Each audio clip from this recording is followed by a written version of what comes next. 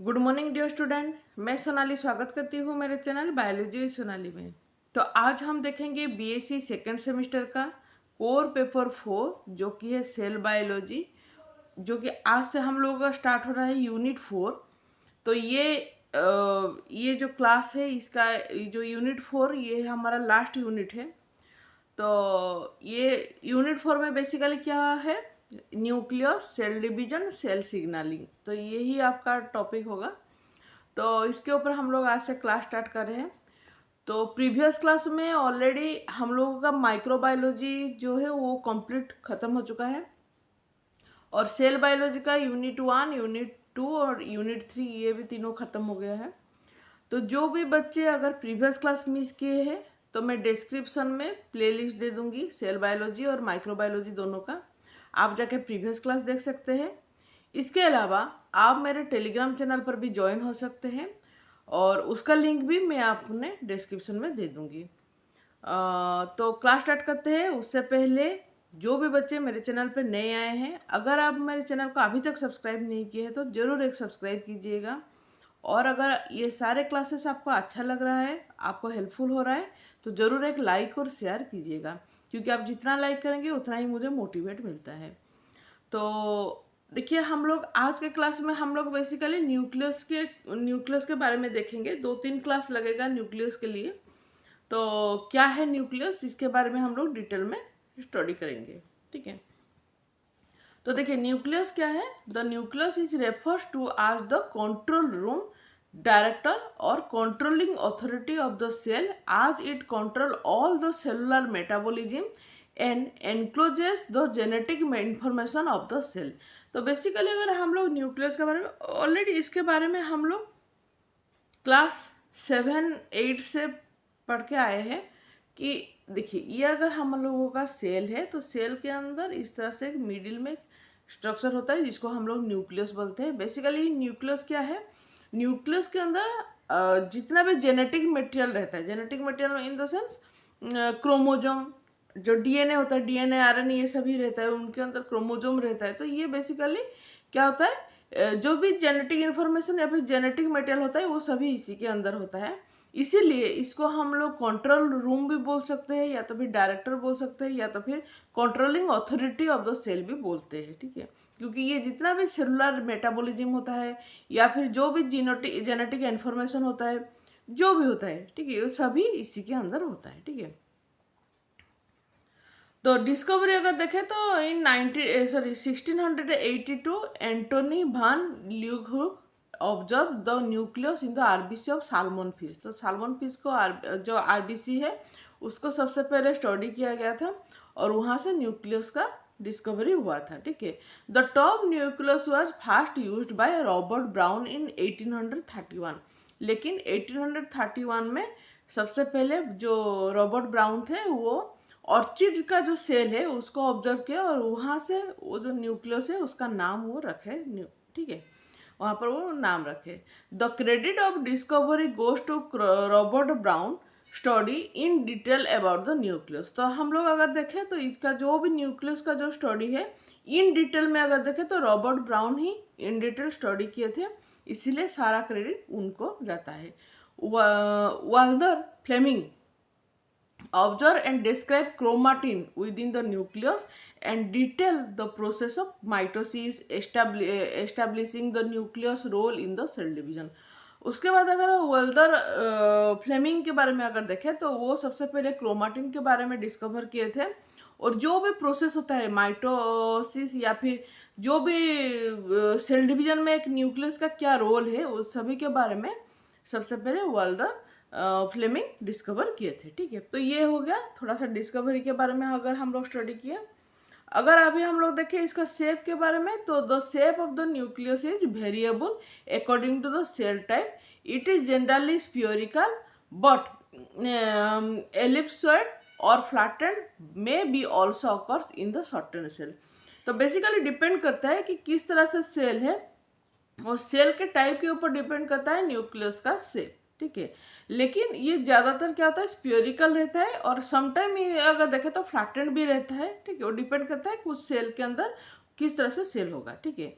The nucleus is the largest organelle in the animal cell. तो इसको याद रखिए, अगर हमारा एनिमल सेल है तो एनिमल सेल में जितने भी अभी तक हम लोग ऑर्गेनेल के बारे में पढ़े हैं, ठीक है, जितना भी सेल का ऑर्गेनेल है सभी से न्यूक्लियस होता है लार्जेस्ट ऑर्गेनेल होता है सेल में के अंदर, ठीक है।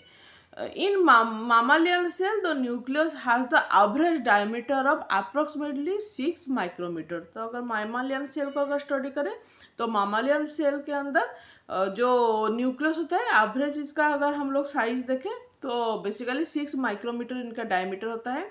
The size of the nucleus increase with the increase in DNA content. मतलब एक न्यूक्लियस के अंदर तो डीएनए ही रहता है, तो डीएनए कंटेंट के ऊपर डिपेंड करता है कि न्यूक्लियस का साइज क्या होगा। अगर ज़्यादा डीएनए कंटेंट डीएनए है तो इसका मतलब है न्यूक्लियस का साइज भी बड़ा ही होगा, लेकिन अगर कम क्वांटिटी में डीएनए है तो न्यूक्लियस का साइज ऑब्वियसली छोटा ही होगा। तो डिपेंड करता है डीएनए कंटेंट के ऊपर, ठीक है।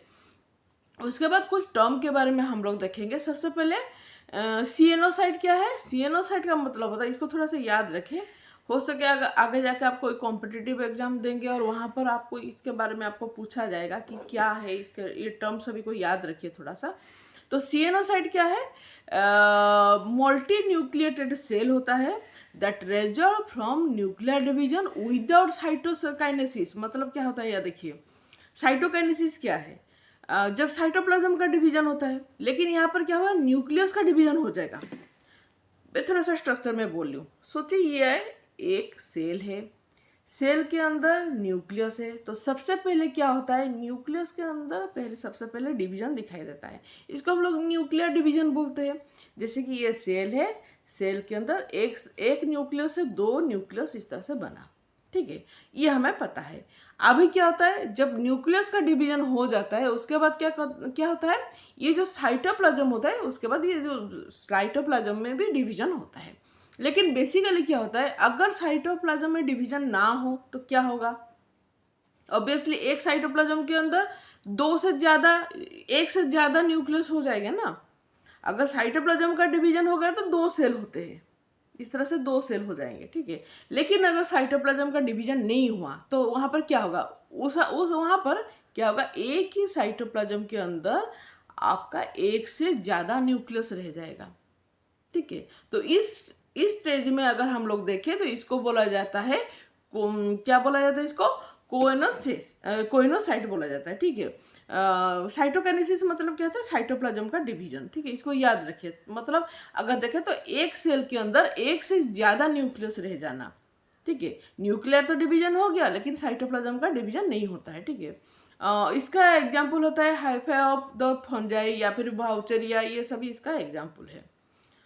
उसके बाद देखिए सिंसिटियम क्या है, multinucleated structure that result from the fusion of multiple cell where the cell membrane of the fused cell break down forming a continuous cytoplasm। जैसे कि क्या होता है, बहुत सारे मल्टीन्यूक्लिएटेड अगर सेल को देखें तो वो एक साथ फ्यूज हो जाते हैं, ठीक है, फ्यूज हो जाते हैं तो मतलब मल्टीपल सेल यहाँ पर फ्यूज होंगे। मल्टीपल सेल जब फ्यूज हो जाते हैं तो वहाँ पर क्या होता है, उनका जो सेल मेम्ब्रेन होता है वो भी फ्यूज होके क्या होता है, ब्रेक होके फ्यूज हो जाते हैं। और एक मतलब ये देखिए, ये एक सेल है, ये एक सेल है, ये एक सेल है, सभी सेल एक साथ क्या, इसके अंदर इस तरह से न्यूक्लियस है। अभी सभी सेल अगर एक साथ फ्यूज हो जाए तो ये क्या होगा, कुछ इस तरह से होगा, इनके अंदर न्यूक्लियस रह जाएगा, ठीक है। तो यहाँ पर इसको सिंसिटियम बोला जाता है, ठीक है। इसका एग्जाम्पल होता है स्केलेटल मसल फाइबर, ठीक है। तो मतलब क्या होता है, कोइनोसाइट में एक सेल से बहुत सारा सेल मतलब न्यूक्लियस उसके अंदर रह जाना, और सिंसिटियम का क्या होता है, बहुत सारे सेल एक साथ फ्यूज होके एक हो जाना, ठीक है। ये दोनों के अंदर थोड़ा सा डिफरेंस आप लोग समझ जाइएगा, ठीक है। उसके बाद प्लॉइडी न्यूक्लियस क्या है हम लोग देखेंगे। तो यहाँ पर 3 तरह का प्लॉइडी न्यूक्लियस होता है, एक है haploid nucleus, diploid nucleus, polyploid nucleus, ठीक है। इसके बारे में ऑलरेडी हम लोग पहले से जानते हैं, लेकिन थोड़ा और इसके बारे में हम लोग देखेंगे। हाप्लॉइड न्यूक्लियस क्या होता है, जब देखिए हमको पता है कि एक न्यूक्लियस के अंदर 2 सेट ऑफ क्रोमोसोम रहते हैं, ठीक है, उसको 2n बोला जाता है। लेकिन कहीं पर क्या होता है, एक एक बार क्या होता है, जब न्यूक्लियर डिवीजन होता है तो जो जेनेटिक मटेरियल होता है उनके अंदर भी डिवीजन हो जाता है, मतलब वन सेट ऑफ क्रोमोजोम रह जाता है जिसको कि एन बोला जाता है, ठीक है। It contain one set of chromosome n. और उस जैसे कि गैमेट, हमें पता है ना, जब भी क्या होता है, जब भी क्या होता है, जो सेल डिवीजन होता है, गैमेट फॉर्मेशन होता है, तो गैमेट हमेशा हाप्लोइड गैमेट ही होता है, ठीक है, चाहे वो मेल गैमेट हो या फिर फीमेल गैमेट हो। जैसे कि आपको पता है कि अगर क्रोमोजोम्स ह्यूमन के अगर ह्यूमन के बारे में देखें तो अगर 46 हम लोगों का क्रोमोजोम है, जब भी हम लोगों का गैमेट फॉर्मेशन होता है, मेल हो या फिर फीमेल हो, तो हाप्लोइड हो जाता है, मतलब 23 मेल गैमेट और 23 फीमेल गैमेट इस तरह से हो जाता है, हमें पता है। तो मतलब क्या होता है, हाप्लोइड गैमेट इसको बोला जाता है, ठीक है, हाफ हो जाता, ठीक है। तो इसका एग्जांपल है गैमेट, या फिर honey bee, male honey bee. यह हमें पता है कि जब हाप्लोइड गैमेट क्या होता है, वहाँ से जब हॉनीबी का जब गैमेट फॉर्मेशन होता है, तो अगर हाप्लोइड गैमेट होता है तो हाप्लोइड गैमेट से हमेशा मेल हॉनीबी होता है, ठीक है। ये हम लोग ऑलरेडी क्लास 12 में पढ़ चुके हैं, ठीक है। उसके बाद डिप्लॉइड गैमेट क्या है, जब टू सेट ऑफ क्रोमोजोम होता है, एक न्यूक्लियस के अंदर टू सेट ऑफ क्रोमोजोम रहता है, तो उसको हम लोग डिप्लॉइड न्यूक्लियस बोलते हैं। इसका एग्जाम्पल है हम लोगों का जो सेक्स क्रोमोजोम को छोड़ के बाकी जितने भी क्रोमोजोम होते हैं, जिसको हम लोग सोमाटिक सेल ऑफ ह्यूमन बोलते हैं, ठीक है। ह्यूमन का जो सोमाटिक सेल होता है ना, तो मतलब क्या होता है, वन पेयर ऑफ क्रोमोजोम को छोड़ के बाकी जितना भी क्रोमोजोम होता है, 22 पेयर ऑफ क्रोमोजोम, जितना भी हम लोगों के क्रोमोजोम होता है, जो कि हमारे बॉडी कैरेक्टर को डिफाइन करते हैं, ठीक है, उसको सोमाटिक सेल बोला जाता है। तो वहाँ पर क्या होता है, टू सेट ऑफ क्रोमोजोम हमेशा रहता है, ठीक है। पॉलीप्लॉइड न्यूक्लियस क्या है, it contain more than two set of chromosome, जिसको कि हम लोग मेगा कायरोसाइट भी बोलते हैं, ठीक है। अगर दो से ज़्यादा, सॉरी, एक, हम लोगों को पता है कि एक सेट क्रोमोजोम रहता है, लेकिन अगर एक सेट से बढ़कर अगर 2 सेट 3 सेट इस तरह से क्रोमोजोम रहे अगर कहीं पर है, तो उसको हम लोग पॉलीप्लॉइड क्रोमोजोम बोलते हैं, जो कि 2n में ही होगा, लेकिन एक से ज़्यादा 2n होता है, ठीक है। उसको मेगा कायरोसाइट भी बोला जाता है, ठीक है। अगर उसके बाद न्यूक्लियस का अगर कॉम्पोजिशन देखें तो basically DNA 9 to 12%, RNA 1 to 5%, lipid होता है 3%, 15% सिंपल बेसिक प्रोटीन होता है जो कि हिस्टोन हो या फिर प्रोटामाइन होता है, 65 कॉम्प्लेक्स एसिडिक और न्यूट्रल प्रोटीन रहते हैं, और इसके साथ enzyme, organic phosphate, inorganic salt या फिर आयन जैसे कि मैग्नीशियम, कैल्शियम या फिर आयरन, ये सभी अगर होता है तो 65% के आसपास इसका कंटेंट रहता है। तो इस तरह से कुछ केमिकल कंपोजिशन रहता है न्यूक्लियस के अंदर, ठीक है। उसके बाद अगर स्ट्रक्चर का हम लोग थोड़ा सा देखें तो ये है न्यूक्लियस का स्ट्रक्चर को सबसे पहले देखिए, एकदम सिंपल स्ट्रक्चर है, लेकिन ये इसको देखें तो 4 भागों में, एक्चुअली 4 हिस्सों में इसको डिवाइड किया गया है। सबसे पहले जो आउटर लेयर आप देख रहे हैं, ये आउटर लेयर को बोला जाता है न्यूक्लियर एनवेलप, ठीक है, जो कि न्यूक्लियस को प्रोटेक्ट देता है। उसके बाद उसके अगर अंदर के अगर जितना भी ये सारा चीज़ आप देख रहे हैं, जो भी न्यूक्लियर एनवेलप के अंदर जितना भी सारा जो स्पेस देख रहे हैं, उसको बोला जाता है न्यूक्लियोप्लाज्म बोला जाता है, ठीक है। और न्यूक्लियोप्लाज्म के अंदर आप थ्रेड लाइक स्ट्रक्चर यहाँ पर देख रहे हैं, थोड़ा थोड़ा आपको थ्रेड लाइक स्ट्रक्चर यहाँ पर दिख रहा है, इसको बोला जाता है क्रोमाटिन बोला जाता है। और न्यूक्लियस के अंदर एक छोटा सा फिर और एक न्यूक्लियस की तरह इस तरह से दिख रहा है, ये जो स्ट्रक्चर है, इसको न्यूक्लियोलस बोला जाता है, ठीक है। और या फिर मिनी न्यूक्लियस भी इसको बोला जाता है, क्योंकि इसका साइज भी इसका जो अगर देखें तो कुछ न्यूक्लियस की तरह दिख रहा है, ठीक है। तो इस तरह से चारों भागों में इसको डिवाइड किया गया है। उसके बाद अगर देखें तो न्यूक्लियर एनवेलप में बहुत सारे पोर होता है, ठीक है, ये छोटा छोटा इसका स्पेस देख रहे हैं आप लोग, ये पोर होता है, तो ये पोर को न्यूक्लियर पोर भी बोला जाता है। और न्यूक्लियर एनवेलप के चारों तरफ उसको एंडोप्लाज्मिक रेटिकुलम उसके चारों तरफ रहता है, जो कि ऑलरेडी हम लोग प्रीवियस क्लास में एंडोप्लाज्मिक रेटिकुलम के बारे में पढ़ चुके हैं, ठीक है। तो इस तरह से 4 भागों में इसको बेसिकली डिवाइड किया गया है। तो हम लोग 1-2 क्लास में ये सारा जो है इस सभी के बारे में हम लोग पढ़ेंगे, ठीक है। तो सबसे पहले अगर देखें तो nucleus consist of following parts, nuclear envelope और कार्योथेका भी बोला जाता है उसको, न्यूक्लियोप्लाज्म और कार्योलिम्फ भी बोला जाता है, क्रोमाटिन और न्यूक्लियोप्रोटीन फिलामेंट, उसके बाद न्यूक्लियोलस और लिटिल न्यूक्लियस और राइबोसोम फैक्ट्री भी बोला जाता है उसको, ठीक है। तो इसी तरह से चारों हिस्सों में इसको डिवाइड किया गया है। तो आज हम देखेंगे न्यूक्लियर एनवेलप क्या है उसके बारे में देखें। अभी तो यहाँ पर स्ट्रक्चर में आप लोग न्यूक्लियर एनवेलप क्या है उसके बारे में देख लिए, उसके बारे में हम लोग डिस्कशन करेंगे। It is a double membrane structure consist of outer membrane और इनर मेम्ब्रेन, मतलब इसमें दो मेम्ब्रेन रहता है, आउटर मेम्ब्रेन और inner membrane. Each unit membrane is a trilamellar lipoprotein, मतलब ये भी लिपोप्रोटीन से ही बना होता है, और जो भी आउटर मेम्ब्रेन भी लिपोप्रोटीन से बना होता है, इनर मेम्ब्रेन भी लिपोप्रोटीन से ही बना होता है। The space between the inner membrane और outer membrane is called perinuclear space. देखिए अगर हम लोग देखें, ये अगर आउटर मेम्ब्रेन है, ये अगर इनर मेम्ब्रेन है, तो ये जो बीच का ये जो स्पेस होता है इसको बोला जाता है पेरी न्यूक्लियर स्पेस। और अगर इसका जो अगर वाइड देखें तो बेसिकली 20 to 40 nm तक इनका वाइड होता है, मतलब इनका जो डायमीटर उनका होता है 20 to 40 डायमीटर तक इनका हो सकता है, ठीक है। तो अगर the nuclear lamina which provide structural support to the nuclear envelope, और इन अगर इसमें अगर देखें तो न्यूक्लियर एनवेलप का जो स्ट्रक्चरल जो सपोर्ट अगर कुछ चीज़ कर रहा है तो उसको बोला जाता है न्यूक्लियर लामिला। तो हम लोग न्यूक्लियर लामिना के बारे में भी पढ़ेंगे, ठीक है। अभी बस इतना याद रखिए। तो अगर देखें तो आउटर मेम्ब्रेन क्या है, outer membrane is continuous with rough endoplasmic reticulum, मतलब जो आउटर मेम्ब्रेन है, अगर ये आपका न्यूक्लियस है तो न्यूक्लियस का जो ये दो मेम्ब्रेन इस तरह से है ना, तो ये जो आउटर मेम्ब्रेन है, ये आउटर मेम्ब्रेन क्या होता है, रॉप एंडोप्लाज्मिक रेटिकुलम से इस तरह से घेरा होकर रहता है, मतलब ये रॉप एंडोप्लाज्मिक रेटिकुलम इसको घेर के रखता है, ठीक है। at certain place and has ribosome आटा सपोर्टिंग प्रोटीन सिंथेसिस। तो यहाँ पर क्या होता है, रॉप एंडोप्लाज्मिक रेटिकुलम क्या है, जो कि हम लोग ऑलरेडी पढ़ चुके हैं प्रीवियस क्लास में, जहाँ पर क्या होता है राइबोसोम आटा होकर रहता है, और राइबोसोम बेसिकली प्रोटीन सिंथेसिस में हेल्प करता है, ठीक है। अगर हम लोग इनर मेम्ब्रेन के बारे में देखें तो इनर मेम्ब्रेन क्या है, the inner nuclear membrane face the nucleoplasm and is supported by the nuclear lamina, ठीक है। The nuclear inner membrane is free of ribosome, यहाँ पर कोई राइबोसोम नहीं होता है, and contain binding site of chromatin and the nuclear lamina. तो basically एक बाइंडिंग साइट होता है इनर मेम्ब्रेन, जहाँ पर कि न्यूक्लियर लामिला या फिर क्रोमाटिन बाइंड करके रखते हैं, ठीक है। तो इस तरह से आउटर मेम्ब्रेन और इनर मेम्ब्रेन का स्ट्रक्चर होता है।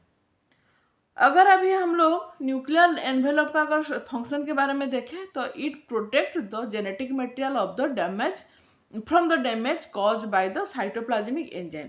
अगर ये इसका अगर न्यूक्लियस है तो न्यूक्लियस का जो आउटर लेयर को हम लोग न्यूक्लियर एनवेलप बोलते हैं। तो बेसिकली ये क्या करता है, जो साइटोप्लाज्म के अंदर जो भी एंजाइम है उस सारे एंजाइम से इसके अंदर क्या होता है, न्यूक्लियस के अंदर जेनेटिक मटेरियल होता है ना, ये जेनेटिक मटेरियल को क्या होता है वो प्रोटेक्ट करता है, क्योंकि अगर एंजाइमेटिक एक्टिविटी होता है तो जेनेटिक मटेरियल ऑब्वियसली यहाँ पर क्या होगा, डैमेज हो जाएगा। तो न्यूक्लियर एनवेलप का काम क्या होता है, ये जो जेनेटिक मटेरियल होता है उसको वो डैमेज होने से बचाता है, ठीक है।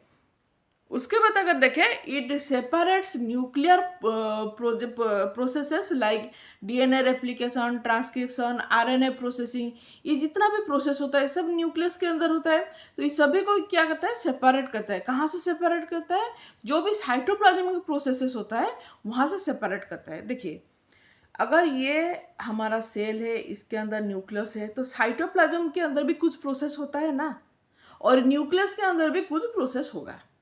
अभी न्यूक्लियर एनवेलप का काम क्या है, ये जो साइटोप्लाज्म के अंदर जो भी प्रोसेस होता है, चाहे वो उनका वहाँ पर साइटोप्लाज्मिक डिवीजन है, या फिर सेलुलर रेस्पिरेशन होता है, या फिर मेटाबॉलिज्म होता है, कुछ कंटेंट का अगर देखें तो बाहर की तरफ जाना या फिर अंदर की तरफ आना, ये सारा जो साइटोप्लाज्मिक प्रोसेस होता है उससे ये न्यूक्लियर एनवेलप क्या करता है, जो अंदर में जो प्रोसेस होता है वहाँ से अलग करता है, प्रोटेक्ट करता है, ताकि एक तरफ बाहर की तरफ साइटोप्लाज्मिक प्रोसेस होता है, अंदर न्यूक्लियस का उसका एक अलग सा प्रोसेस होता है, ठीक है। दोनों को ये सेपरेट करता है, ठीक है।